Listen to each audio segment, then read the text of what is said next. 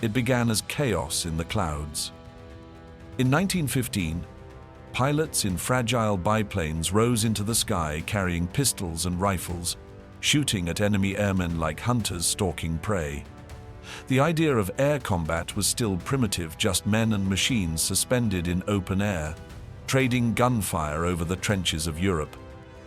At that time, there were no synchronized guns, no mounted cannons, and no armor. The pilot's courage was his only weapon. Observers leaned from their cockpits with bolt-action rifles, aiming at canvas wings and exposed fuel tanks. A single lucky shot could turn a duel into a fireball. It was in this crude, lawless sky that the first lessons of air-to-air combat were written in smoke and fire. By the end of the Great War, those rifles had evolved into true aircraft machine guns, still rifle caliber, about 30 inches, 7.62 millimeters, light enough to carry hundreds of rounds. For a time, that seemed unstoppable. The early machine guns made the skies deadly, but the fragile planes of wood and linen were easy prey. The age of improvised aerial duels was ending. The sky was about to become a battlefield of machines built to kill machines. And soon, the question would arise: how much firepower can a fighter truly carry? By the 1930s, the sky had changed, but not enough. The first true fighter planes were now faster, sturdier, and built entirely of metal, yet they still carried the same kind of weapons their fathers had fired from canvas wings: 30 caliber machine guns, or their British equivalent, the 303 Browning. These rifle caliber guns spat small, fast bullets that could shred linen and plywood, but against steel and armor, they barely left a dent. For nearly 2 decades, this light firepower defined air combat. It worked because aircraft were still fragile, unarmored, and flown close enough for every bullet to matter. The British Hawker Hurricane and early Supermarine Spitfire of the late 1930s carried up to a dozen of these Brownings. 12 guns firing hundreds of rounds per second filled the air with lead, a storm designed to cut through bomber formations before they reached the English coast. But even this curtain of fire had limits. Pilots like Colonel Steve Pisanos, who flew with the RAF's Eagle Squadron, remembered the frustration. Those little 303 machine guns weren't much use against heavy targets. You could hear every individual shot they fired that slow. The truth was clear: aircraft were evolving faster than their weapons. What worked in 1918 was no longer enough by 1939. Stronger engines, armored cockpits, and self-sealing fuel tanks demanded something new, something that could punch through steel, not just canvas. The world's air forces were about to face the question that would redefine the next decade of aerial war: machine guns or cannon. By the dawn of World War II, the sky had become a new kind of battlefield, faster, deadlier, and far less forgiving. Fighters that once lumbered through the clouds now tore across them at 300 miles per hour, their metal skins glinting in the sunlight.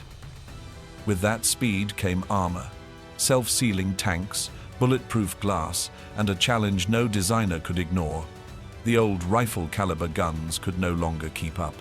Every bullet now had to fight not just air resistance, but velocity itself. At closing speeds of over 600 miles per hour, pilots had only seconds to aim, fire, and kill. Light ammunition that once tore through linen wings now sparked harmlessly off aluminum. The war departments of every major nation, Britain, Germany, Japan, and the United States, faced the same urgent questions. What caliber could actually destroy a modern aircraft? Should fighters carry rapid-firing machine guns or fewer, heavier 20mm cannons? How much ammunition could fit before weight-crippled performance?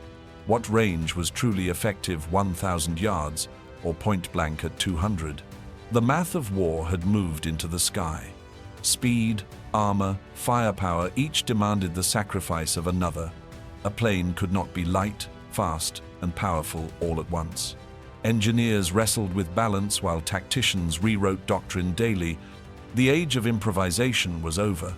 The fighter plane was no longer a flying gun, it was a weapon system, and the race to perfect it had begun. As the Second World War exploded across continents, the sky became a proving ground for competing ideologies not just of nations, but of design. Each power believed it had found the formula for aerial dominance, and nowhere was that more visible than in the guns mounted on their wings. The British Royal Air Force, forged in the desperate fire of the Battle of Britain, trusted in numbers. Their Hawker Hurricanes and Supermarine Spitfires bristled with 8 to 12 Browning 303s, a storm of bullets meant to shred bomber formations before they could reach London. It was a doctrine of volume: saturate the sky, overwhelm the target. Later, when armor proved tougher than expected, the British shifted to Hispano 20mm cannons, trading rate of fire for destructive impact. Across the Channel, the Luftwaffe took a different approach. The Messerschmitt Bf 109, Germany's deadly workhorse, often carried two 7.92mm MG-17 machine guns above the nose and two 20mm cannons in the wings or propeller hub. It was a hybrid: precision from the small guns, killing power from the cannon. The trade-off was brutal: devastating strikes, but limited ammunition and slower firing. Against heavy Allied bombers, it was deadly. In dogfights, it could be too heavy, too slow. Meanwhile, in the Pacific, the Imperial Japanese Navy built its legend on agility. The Mitsubishi A6M0 was a dancer of deathlight, graceful and impossibly nimble. But its perfection came at a cost. No armor, no self-sealing tanks. It was armed with twin 7.7mm machine guns and two Type 99 20mm cannons, fast but fragile. Ace Saburo Sakai later admitted, "Our cannon were heavy and slow-firing. It was hard to hit a moving target. In those skies, philosophy was everything." For Britain, survival meant precision. For Germany, it meant firepower. For Japan, it meant honor and maneuver. But soon, another nation would enter the war, one that wouldn't follow any of those rules. The United States was about to redefine air combat by creating a middle ground, not too light, not too heavy, but just powerful enough to change the balance of the war. When the United States entered the war, its engineers faced the same riddle that had haunted Europe for years: how to build a fighter that could hit hard, fly far, and still stay light enough to survive. Some nations had gone all in on cannons, others on fast-firing rifle-caliber guns. The Americans, however, chose something different, a weapon that stood squarely between the two extremes: the .50 caliber Browning M2. Developed by John Browning in 1918, the M2 had started as an anti-tank weapon, a brute of steel and recoil. But by the 1940s, its perfected form, the AN or M2 aircraft variant, had become the backbone of every American warplane. It was air-cooled, electrically fired, and devastatingly reliable. With a muzzle velocity of nearly 3,000 feet per second and a range beyond a mile, its bullets could punch through armor, ignite fuel tanks, and shatter engines. The genius wasn't only in the gun, but in its standardization. Every major U.S. aircraft, from the P-51 Mustang and P-47 Thunderbolt to the B-17 Flying Fortress and B-24 Liberator, carried the same weapon: ammunition. This meant one supply chain, one maintenance system, one kind of ammo belt that fit nearly every mount in the U.S. arsenal. The .50 wasn't the biggest gun in the sky, but it was the most balanced, a perfect middle ground between cannon punch and machine gun speed. It could fire armor-piercing, tracer, and incendiary rounds in mixed belts, turning every burst into a blend of steel and flame. Allied pilots called it simply the .50, but the enemy learned to fear the name. A short burst could saw a fighter in half. A full salvo could tear through a bomber's heart. From that point onward, the Browning .50 became the sound of American air power, the measured thunder that echoed from Normandy to Iwo Jima. By mid-war, the American fighter was more than a machine. It was a flying gun platform, a marvel of engineering designed around the Browning .50. Every bolt, belt, and barrel had to work in harmony at 25,000 feet, under freezing air and crushing G-forces. The challenge was not just to carry guns, but to make them fire flawlessly while the world shook around them. In the P-51 Mustang, the engineers at North American Aviation faced an elegant problem. The Mustang's thin, laminar flow wing, the secret to its incredible speed, was too slim to house the bulky Browning breeches. Their solution was simple brilliance. Tilt the guns at almost 45 degrees on their axis, allowing them to fit snugly inside the wing without breaking its aerodynamic line. When a Mustang fired, the 6 Brownings spat light and thunder with surgical precision, converging into a single point hundreds of yards ahead. The P-47 Thunderbolt, by contrast, didn't have to compromise. With its massive Pratt & Whitney R2800 double Wasp engine and wide frame, it carried 8 50 caliber guns, 4 per wing, and more than 3,200 rounds of ammunition. Each trigger pull unleashed almost 100 rounds per second, a wall of fire that could erase a train or tank convoy in moments. Feeding those guns required innovation. Under high G-forces, traditional gravity-fed belts jammed, costing lives and victories. The answer came in the form of electrically driven ammunition feed motors, ensuring a steady stream of rounds even in violent dives or climbs. Heaters were wrapped around breeches to keep oil from freezing at altitude, while blast tubes reduced muzzle flash to protect pilots' night vision. Spent casings rained from the undersides of wings like metallic hail, a deadly signature that trailed every strafing run. The Browning was no longer just a weapon, it was part of the aircraft's anatomy. Each fighter was a symphony of engineering wires, motors, feed trays, and wing braces tuned to keep that mechanical heartbeat alive. And when it worked, when the pilot pressed the trigger, the sky itself seemed to roar. When the trigger was pressed, a pilot had to be both hunter and accountant. The M2 Browning could fire at 750 to 850 rounds per minute, but that raw rate meant nothing unless the pilot managed ammunition, convergence, and timing with cold discipline. Fighters carried limited belts, a P-51, D-6. Brownings typically held 2,140 rounds, total 400 rounds each for the 4 inboard guns, 270 for the 2 outboards, enough for roughly 30-35 seconds of continuous fire. In combat, those seconds were sacred. Most pilots fired in short 2 to 4 second bursts, checking for hits and conserving rounds for the one decisive pass.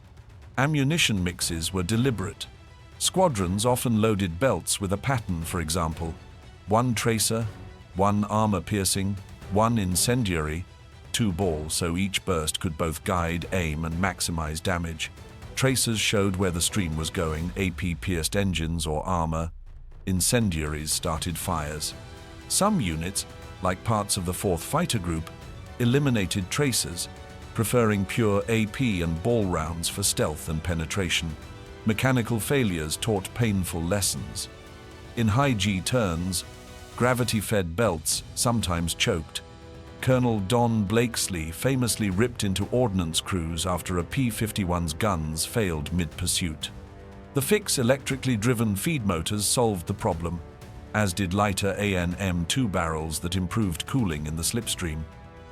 Convergence settings turned a fighter into a single, lethal shotgun. Pilots adjusted their gangs, so the streams met at a chosen range, some preferring a tight 1-foot burst at to 500 yards, others a broader basket out to 1,000 yards. Top aces mixed patience with brutality. A short, accurate burst at the right range ended the fight. In the sky, precision beat volume. Every round that missed was a lost chance and a wasted life. Not every fighter followed the same formula. While most American planes embraced the standard 50 caliber lineup, some aircraft carried experimental or unconventional armament layouts, each born from the balance between innovation and necessity. The twin-boom Lockheed P-38 Lightning was one of the most distinctive designs of the war. Its central fuselage, Housing the pilot and nose guns allowed engineers to mount all weapons along the aircraft's centerline. One 20mm cannon surrounded by 4 Browning 50s. With no need to align fire from wing mounts, every bullet and shell met at a single point, creating unmatched accuracy. German pilots who faced the P-38 often reported that a single burst could tear a bomber apart before they even saw the tracers cross their canopy. Then came the Bell P-39 Airacobra, a radical design that placed its engine behind the cockpit, driving the propeller through a long shaft. This configuration freed the nose for a 37mm cannon, 2 50 caliber guns, and 4 smaller 30 caliber Brownings. On paper, it was a flying tank buster. In practice, its lack of turbocharger made it weak at altitude, but the Soviets, fighting low over the Eastern Front, used it to brutal effect against German armor columns. These oddballs reflected a broader truth. Every front demanded its own kind of firepower. In Europe, long-range escort fighters dominated the skies. In Russia, low-level killers like the P-39 ruled the mud and smoke. In the Pacific, agile dogfighters turned the air into a knife fight. Each variant, whether a precision sniper like the P-38 or a brawling ground pounder like the Airacobra, showed the relentless experimentation that defined the air war, a war where design, doctrine, and desperation shared the same cockpit. A gun in the wing is only as good as the hand that pulls its trigger. By mid-war, the hardware had evolved fast, but doctrine and training decided how that hardware was used. 2 competing philosophies shaped pilots' minds. The classic close-in dogfight turn, outstay, outpoint the enemy, and the hit-and-run doctrine born of physics. Boom and zoom. The Luftwaffe's greatest ace, Erich Hartmann, taught the value of the short, lethal pass, strike fast, then climb away, while American leaders increasingly favored power to weight, high-altitude performance, and long range over tight turning ability. Training followed the lessons of combat. US pilots drilled gunnery convergence, burst discipline, and coordinated fighter sweeps to protect bombers and strike enemy fighters before they closed. Japanese pilots, schooled in Bushido, prized maneuver and personal valor, deadly in early campaigns but costly when facing armored, fast-climbing Allied fighters. Colonel Pisanos and others stressed restraint, brief bursts, visual confirmation of hits, and conserving ammo for the killing shot. Logistics and standardization reinforced doctrine. One common gun and caliber simplified supply, maintenance, and unit-level tactics. Pilots knew exactly how their weapons behaved, how long a burst lasted, and how to plan an attack. The result was a new kind of air combat, disciplined, team-oriented, and optimized for the realities of speed, altitude, and attrition. In the end, victory belonged not only to the best machine but to the force that married training, tactics, and technology into a single lethal system. When the propellers stopped spinning and the jet engines began to scream, many believed the age of the machine gun was over. But history wasn't done with it yet. The lessons learned from the Browning 50 and its kin were too deeply etched into aviation's DNA to vanish overnight. The North American F-86 Sabre, the first great American jet fighter, carried the same 650 caliber Brownings that had armed the Mustang. Over the frozen skies of Korea, those guns proved that skill and timing still beat speed alone. Even in the jet age, the sight picture, burst, discipline, and convergence learned in World War II remained unchanged. Eventually, cannons replaced the Brownings first with the 20mm M39, then the M61 Vulcan, a 6-barrel rotary gun capable of firing 6,000 rounds per minute. Mounted in aircraft like the F-22 Raptor, it represented the ultimate evolution of the same concept: massive firepower in a fleeting window of opportunity. For all the missiles, radar locks, and digital guidance that came after, every pilot still trained for one truth: when everything else failed, the gun remained. In dogfights over the Yalu, Vietnam, or the Persian Gulf, Victory often came down to the same instinct that once guided a man with a rifle in a biplane. Aim, breathe, fire. From the trenches of 1915 to the contrails of the jet age, the machine gun shaped the way humans fought in the air, from crude beginnings to mechanical perfection. A century later, its echo still lingers in the clouds. This is the story of the machine guns in the sky.